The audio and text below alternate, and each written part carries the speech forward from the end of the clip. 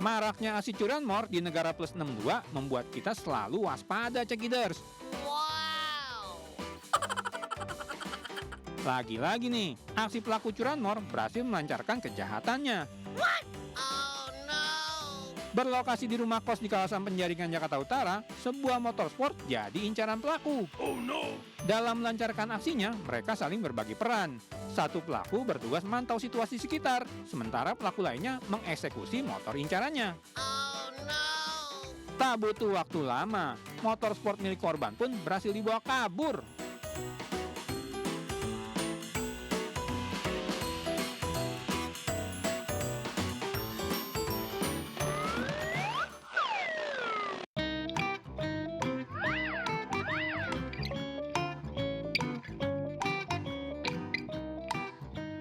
Rekaman CCTV sangat penting bagi polisi untuk melacak keberadaan komplotan pelaku curanmor, Cekiders.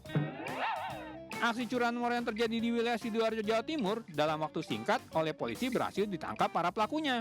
5 dari 7 pelaku anggota komplotan curanmor kini sudah berada di kantor polisi. Wow! Dari hasil penyelidikan, komplotan pelaku curanmor ini bisa mencuri 8 motor di lokasi yang berbeda. Wow!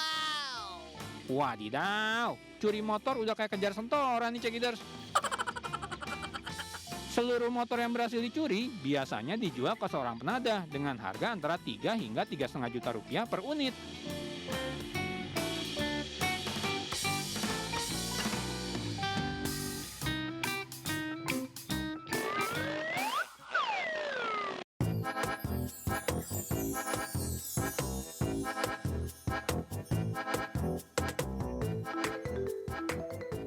Maling motor terkadang tak berjalan mulus, Cekiders. Oh no! Wow! Salah satu komplotan curanmor ini kepergok oleh warga. Oh no! Udah magaga mencuri motor, si maling malah meninggalkan motornya begitu saja, Cekiders. Wow! Lumayan ya, dapat motor gratisan dari si maling.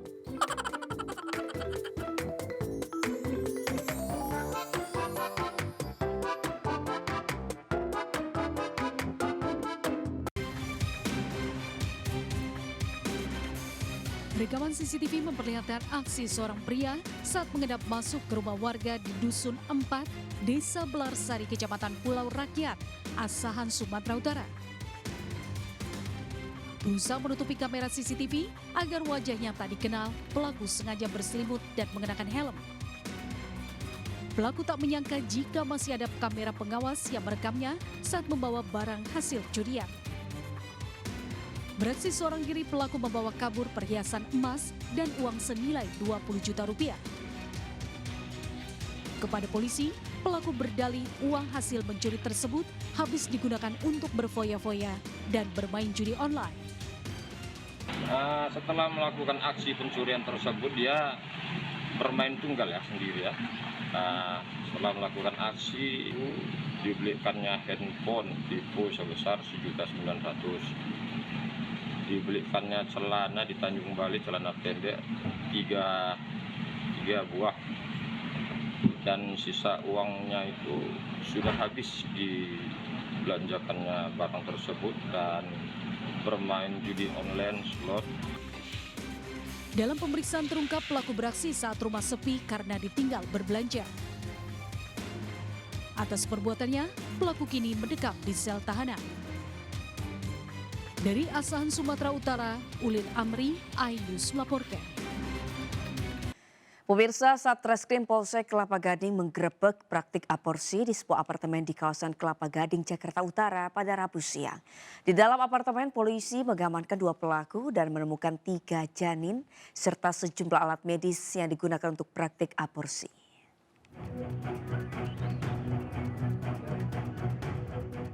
Satreskrim Polsek Kelapa Gading menggerebek sebuah unit apartemen di kawasan Kelapa Gading, Jakarta Utara yang dijadikan sebagai praktek aborsi pada 16 Desember lalu. Dalam penggerebekan ini, petugas mengamankan 2 orang perempuan sebagai pelaku serta mengamankan sejumlah alat medis yang digunakan untuk praktek aborsi seperti suntik, obat-obatan keras, dan vakum. Salah satu pelaku mengatakan bahwa dirinya hanya mendapatkan 2 juta rupiah untuk 1 kali aborsi dan janin yang ditemukan dalam lemari rencananya akan dikuburkan. Dari hasil penyelidikan, petugas menemukan 3 buah janin. 2 diantaranya ditemukan di lokasi apartemen dan 1 janin lainnya dibawa ke Rumah Sakit Polri Kramat Jati namun tidak dapat diselamatkan. Menurut keterangan pelaku, usai melakukan praktik, dirinya membuang janin tersebut ke kloset. Awalnya kita dapat informasi bahwa ada praktek aborsi ilegal di wilayah Kelapa Gading. Lalu kita lakukan penyelidikan. Setelah itu kita mendapatkan unit dari tempat praktek aborsi tersebut. Lalu tersangka kita amankan 2 orang. Hingga kini polisi masih terus melakukan pendalaman dan penyelidikan terkait praktik aborsi ilegal tersebut. Dari Jakarta, Sofyan Firdaus, iNews melaporkan. Video dugaan malpraktik di sebuah RSUD di kawasan Patrol, Kabupaten Indramayu, Jawa Barat viral di media sosial. Video tersebut memperlihatkan kekecewaan keluarga setelah ibu dan bayi yang baru dilahirkan meninggal dunia. Keluarga korban yang tidak terima kemudian melapor ke Mapolres Indramayu.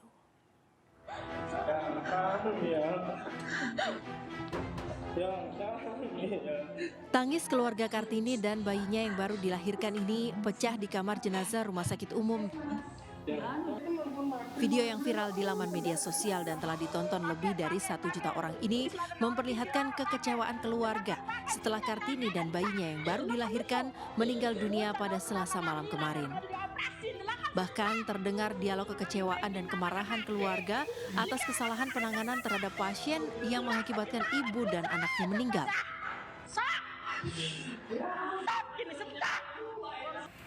Merasa adanya dugaan malpraktek, suami korban yang tampak masih berduka melaporkan peristiwa itu ke Mapolres Indramayu. Suami korban mengatakan awalnya sang istri dibawa ke puskesmas dan kemudian dirujuk ke RSUD. Namun keluarga tak menyangka istrinya yang hendak melahirkan anak pertama itu justru terkesan dibiarkan hingga akhirnya anaknya yang baru dilahirkan meninggal dunia. Naasnya tak berselang lama sang istri pun meninggal. Bisa meninggal emang karena penanganannya terlalu suwe sih Pak, orang terlalu intinya mah tidak memuaskan Kak. Tapi mendampingi Mas waktu mau mendampingi. Sementara pihak kepolisian yang menerima dugaan malpraktik yang dilaporkan korban akan menindaklanjuti laporan tersebut. Yang bersangkutan melaporkan dugaan malpraktik dan yang dilaporkan oleh yang bersangkutan adalah bahwa penanganan yang terjadi menyebabkan istri dan anaknya meninggal dunia. Pihak keluarga berharap kematian istri dan anaknya yang dianggap tidak wajar bisa segera diungkap petugas. Dari Indramayu, Jawa Barat, To Iskandar, iNews melaporkan. Seorang ibu melahirkan di tepi jalan di Jember, Jawa Timur tanpa dibantu bidan atau tenaga medis lainnya. Sang ibu terpaksa melahirkan saat suaminya mengantarnya menggunakan sepeda motor melewati jalan desa yang jauh menuju puskesmas.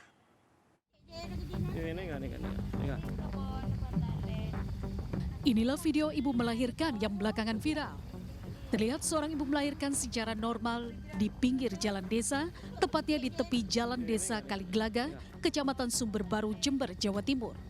Dari komentar netizen, si ibu merupakan warga desa Jembersari, Kecamatan Sumberbaru, Jember, sebuah desa terpencil di lereng Gunung Argopuro. Si ibu awalnya merasakan sakit perut tepat pukul 3 pagi. Sang suami kemudian mengantarnya menggunakan sepeda motor menuju ke puskesmas Sumberbaru untuk upaya persalinan. Kondisi jalan yang gelap dan jauh diduga membuat perut si ibu terus berkontraksi. Hingga akhirnya belum juga sampai di puskesmas, si ibu pun melahirkan di pinggir jalan. Tanpa pertolongan kecuali sang suami yang menunggu proses persalinan, warga yang mengetahui kejadian ini kemudian meminta tolong bidan desa untuk membantu persalinannya. Hingga akhirnya bayi perempuan itu pun dibersihkan dan disusui sang ibu. Atas permintaan Holila, ibu si bayi usai persalinan, ia meminta diantar pulang untuk merawat bayinya di rumah. Tadi pagi jam 3, si perempuan itu mau melahirkan, dibawa oleh suaminya ke Puskesmas Sumberbaru, mau dibawa ke Puskesmas Sumberbaru. Setelah di perjalanan nyampe desa Kaliglaga, lahir duluan, tidak nyampe ke Puskesmas, begitu Pak cerita. Dari keterangan pihak bidan diketahui bayi yang dilahirkan Holilah merupakan anak ke-6. Sehingga sangat mungkin saat kontraksi di perjalanan si bayi kemudian lahir. Beruntung seluruh persalinan berjalan baik meski Holilah awalnya melahirkan di pinggir jalan. Dari Jember, Jawa Timur, Bambang Sugiarto, iNews melaporkan. Pemirsa, warga di Kabupaten Sika, Nusa Tenggara Timur terpaksa harus menandu orang sakit sejauh 6 km menuju puskesmas untuk mendapatkan perawatan medis. Pasien terpaksa ditandu karena akses jalan rusak, terjal, dan berbatu.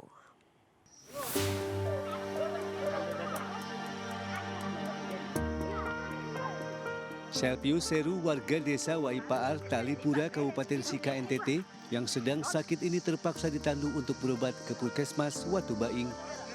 Selpius ditandu oleh puluhan warga menuju ibu kota kecamatan setempat untuk mendapatkan pelayanan kesehatan. Pasien ditandu menggunakan kain yang diikatkan pada sebatang bambu lalu digotong bergantian oleh warga sekitar hingga menuju jalan negara sejauh 6 km. Karena jaraknya sangat jauh, beberapa kali warga harus beristirahat di pinggir jalan sejenak lalu kembali melanjutkan perjalanan ke puskesmas. Saat tiba di jalan utama, warga harus menyewa mobil bak terbuka agar pasien bisa dibawa ke puskesmas Watu Baing.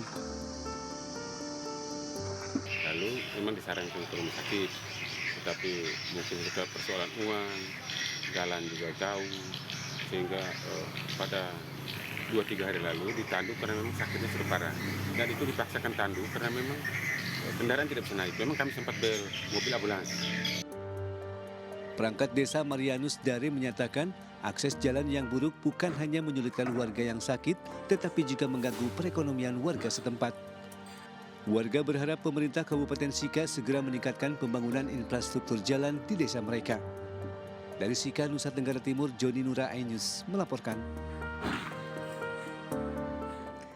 Puluhan mobil derek Dinas Perhubungan DKI Jakarta yang sudah tidak terpakai ludes terbakar di lahan parkir Terminal Bus Rawabuaya, Cengkareng, Jakarta Barat. Pemadaman sempat terkendala karena rimbunnya alang-alang yang memicu kobaran api semakin membesar.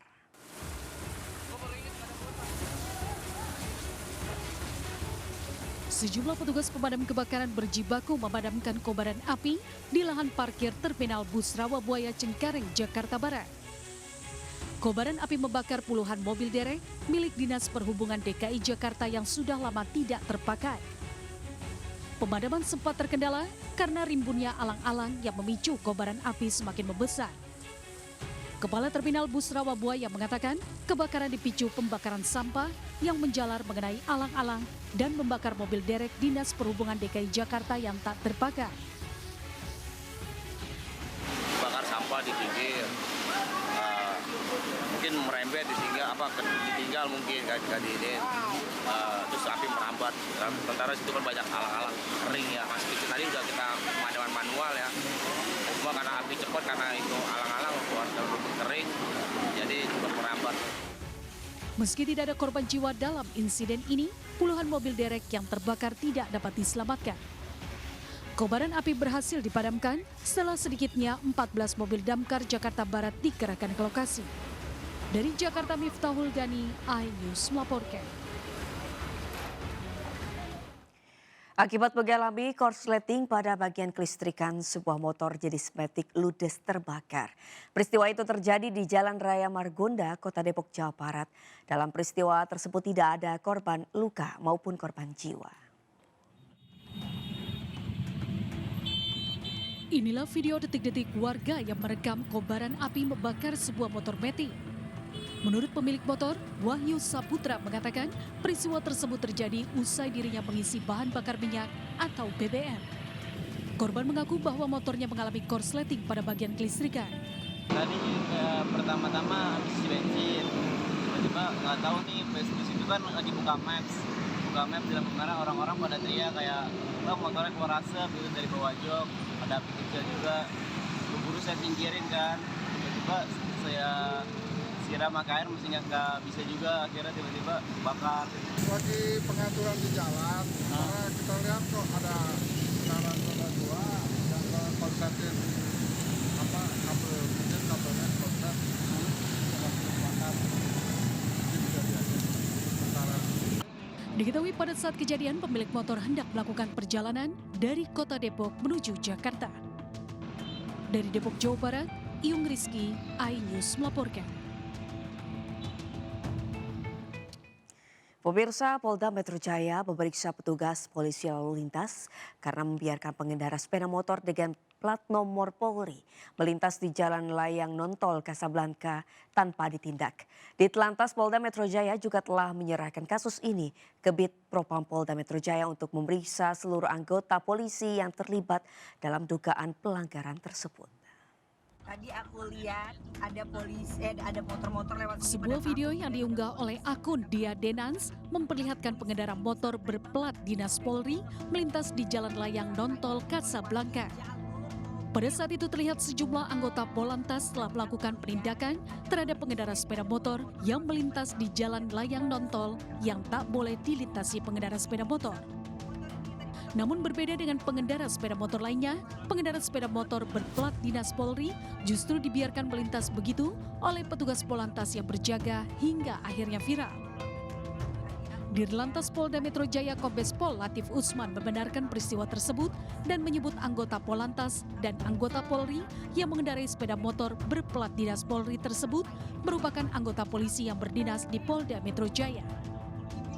Pihaknya juga telah menyerahkan kasus ini ke Bid Propam Polda Metro Jaya untuk pemeriksaan seluruh anggota, tak hanya yang mengendarai sepeda motor berplat dinas Polri, juga anggota Polantas yang sedang berjaga dan tidak melakukan penindakan. Itu sudah langsung ditangani, udah kita lakukan pemeriksaan, apa motifnya, semua pelanggaran mau itu polisi maupun untuk masyarakat melakukan pelanggaran pasti akan kita lakukan penindakan.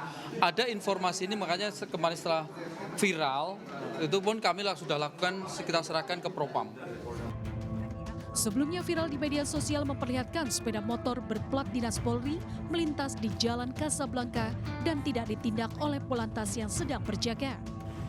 Video viral tersebut pun mendapatkan berbagai macam komentar miring dari netizen. Dari Jakarta, Rizky Falupi, iNews melaporkan. Pemirsa, Polda Metro Jaya buka suara terkait viral rombongan pemotor yang melintas di ruas tol Jagorawi. Para pemotor mengaku merupakan iring-iringan pengantar jenazah istri Rizik Syihab yang dimakamkan di Mega Bendung, Bogor, Jawa Barat.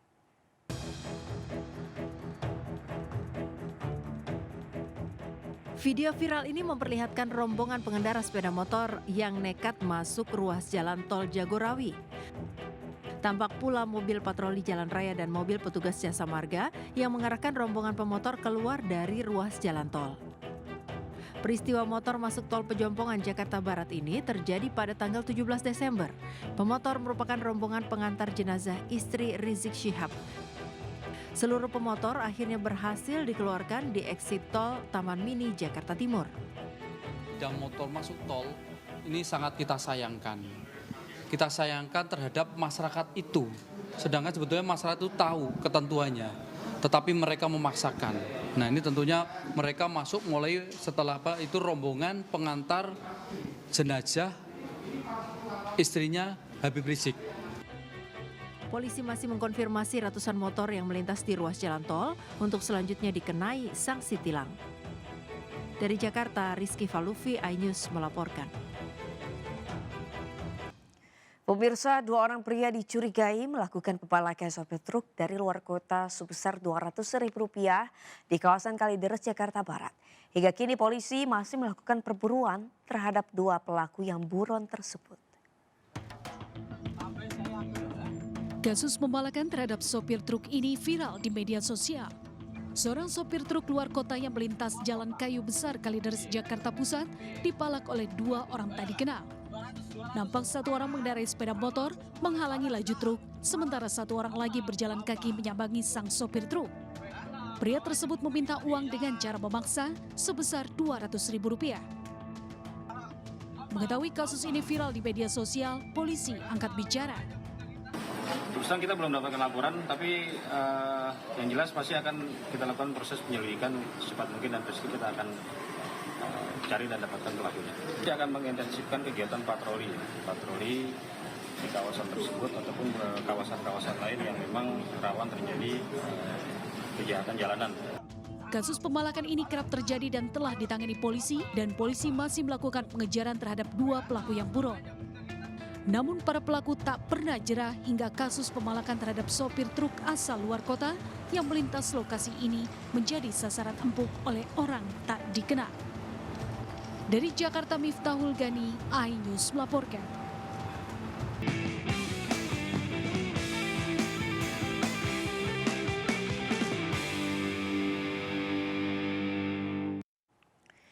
Pemirsa, dinilai telah melakukan penistaan agama atas candaannya tentang sholat. Ketua Umum Partai Amanat Nasional atau PAN, Zulkifli Hasan atau Zulhas akan dilaporkan ke pihak polisian. Zulhas akan dilaporkan oleh Forum Umat Islam Bersatu ke Mabes Polri. Forum Umat Islam Bersatu FUIB akan melaporkan Ketua Umum Partai Amanat Nasional PAN yang juga Menteri Perdagangan Zulkifli Hasan atau Zulhas ke pihak kepolisian terkait candaannya soal sholat. Ketua Forum Umat Islam Bersatu Rahmat Himran menilai pernyataan Zulhas merupakan penistaan agama. Karena itu ia mengajak seluruh ormas Islam melaporkan Zulhas ke Mabes Polri pada hari ini, Kamis 21 Desember 2023. Rahmat menilai viralnya video pidato Zulkifli Hasan sangat melukai umat Islam, di mana Zulhas menjadikan sholat sebagai bahan candaan atau guyonan. Zulkifli Hasan menjadikan sholat sebagai ejekan, menjadikan sholat sebagai omongan yang tidak sesuai dengan apa yang semestinya disampaikan. Sehingganya kami menganggap bahwa pidato yang dilakukan oleh Zulkifli Hasan itu sangat menistakan agama Islam karena telah mempermainkan sholat. Sebelum melakukan pelaporan resmi, Rahmat mengatakan pihaknya juga mengajak seluruh ormas Islam bergabung dalam aksi akbar bertajuk Tangkap Penista Agama Zulkifli Hasan. Pernyataan kontroversial Zulhas itu ia lontarkan saat membuka acara Rakernas Asosiasi Pedagang Pasar Seluruh Indonesia APPSI di Kota Semarang. Zulhas yang hadir sebagai mendak berkelakar. Ada kelompok fanatik pasangan Prabowo Gibran yang saat menjalankan sholat tidak berani mengucapkan amin begitu imam selesai membaca surat Al-Fatihah. Tak cukup sampai di situ, lelucon Zulhas juga mengatakan saat gerakan sholat dalam tahiyatul, ada umat Islam yang tidak menunjuk 1 jari, melainkan 2 jari yang menunjukkan dukungannya ke Prabowo Gibran. Baca Al-Fatihah, waladdallin. Ada yang diem sekarang Pak, saking cintanya sama Pak Prabowo itu. Ya kan? Itu kalau tahiyatul akhir Pak Yai, kan gini Pak Yai, tahiyatul akhir kan gini. Sekarang banyak gini Pak, kayak gini. Tak ayal lagi, pernyataan Zulkifli Hasan soal sholat dan diklaim sebagai candaan itu menuai banyak sorotan. Dalam unggahannya di Instagram, Ketua MUI Kiai Haji Khalil Nafis mengatakan pernyataan Zulhas tidak lucu dan berpotensi menimbulkan kegaduhan di kalangan umat Islam. Ia juga mengingatkan agar tidak menyampaikan candaan yang menyerempet agama. Tim Liputan iNews melaporkan. Calon Presiden nomor urut 3 Ganjar Pranowo menghadiri peresmian Sekretariat Nasional Barisan Advokasi Keadilan Indonesia Ganjar Mahfud 03 di Jakarta Rabu kemarin. Dalam acara tersebut Ganjar sempat menyampaikan tentang keadilan dan pentingnya kebebasan berpendapat.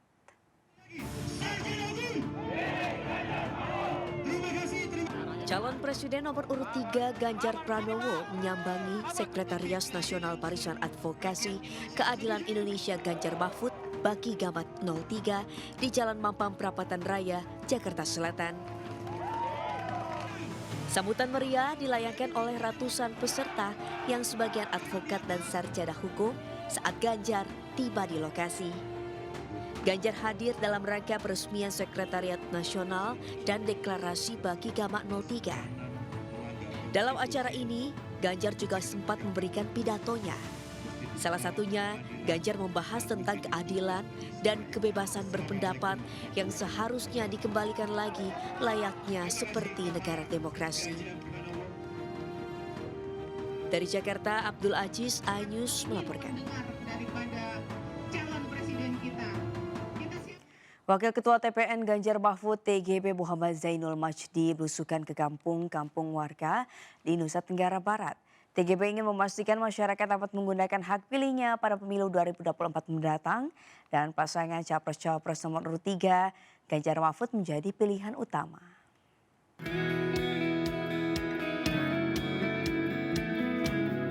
Belusukan Wakil Ketua TPN Ganjar Mahfud TGB Muhammad Zainul Majdi dimulai dengan menyapa warga Kampung Pancor Sanggeng, Kecamatan Selong, Lombok Timur. Didampingi Ketua Dewan Pertimbangan Partai Perindo NTB, Hajah Siti Rohmi Jalilah, TGB yang juga Ketua Harian Nasional DPP Partai Perindo ini berdialog dan menyerap aspirasi warga, serta mensosialisasikan program dan visi misi pasangan Capres-Cawapres Ganjar Mahfud. Ya, saya sampaikan yang mengajak seluruh masyarakat untuk menjaga keamanan, untuk menunaikan hak pilih dan tanggung jawab sebagai warga negara dengan cara yang aman, dengan baik, dan menghormati satu sama lain.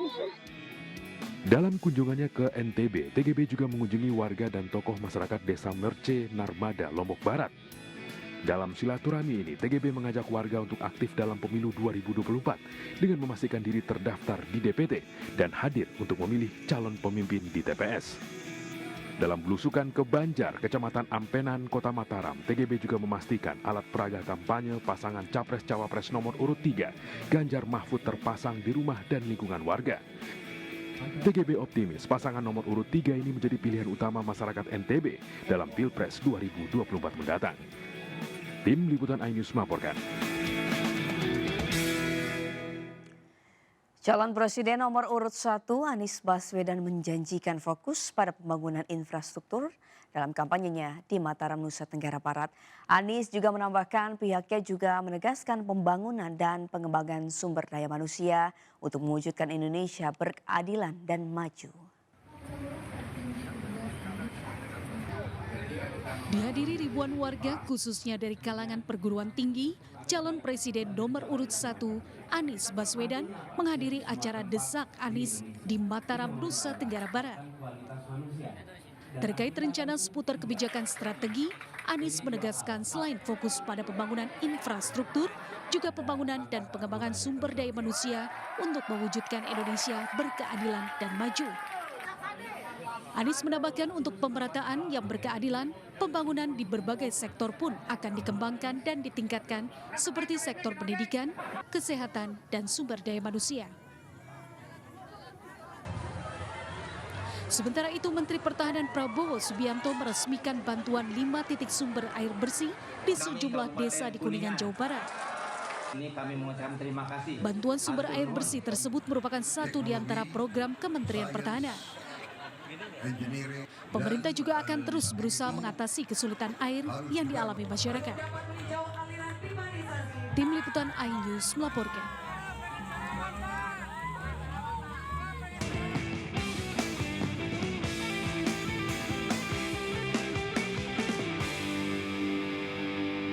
Kita beralih ke informasi lain pemirsa, MNC Group menggelar iNews Media Group Forum Town Hall Meeting bersama Eksekutif Chairman MNC Group Haritanu Sudibyo.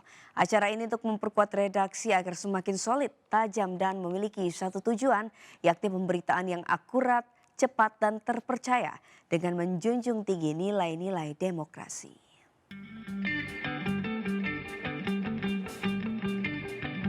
iNews Media Group Forum yang digelar di MNC Conference Hall, iNews Tower, Jakarta, dihadiri oleh seluruh jajaran unsur pimpinan iNews Media Group dan manajemen MNC Media dan Entertainment.